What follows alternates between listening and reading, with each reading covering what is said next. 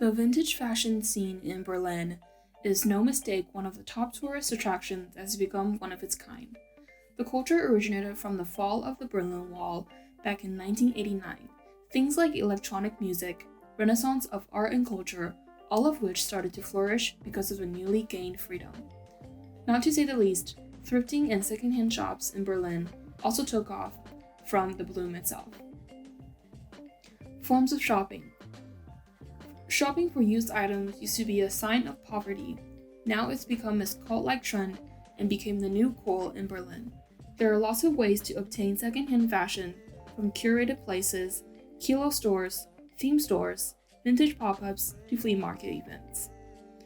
Curated theme stores in Berlin usually have a higher price because of its limited selection, and most of them are also themed.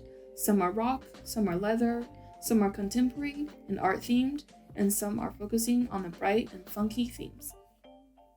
Kilo stores are stores where you can buy with a store-given bag or basket, and then you pick out whatever you want to buy and then weigh the final amount and pay. Vintage pop-ups are temporary events, usually lasting 2 to 3 days in weekends in various locations.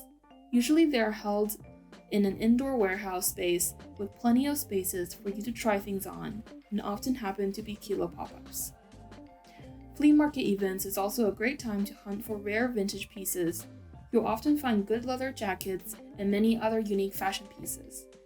Some are handmade items from vendors, etc. During the interviews, the staff said that the store general audience is both millennials and Gen Z, but since the store style varies, Berliners do have a variety of ages come up to shop for unique and pre-loved pieces. One of the rising issues is that since ever the prices have increased in select vintage pieces, it was impossible for the working class to afford, like back in the days, where everything was within their price. Now it has become this hipster scene with a lot of overpriced items on platforms like eBay and Depop. So why Berlin? What can we hope to learn from this kind of culture? We can say that in order to be a conscious consumer fashion here in Berlin, one needs to do enough research on interested markets beforehand. Go on their websites, check out the store pledge, what action they are taking to contribute to the environment within the fashion industry, and where they source their products.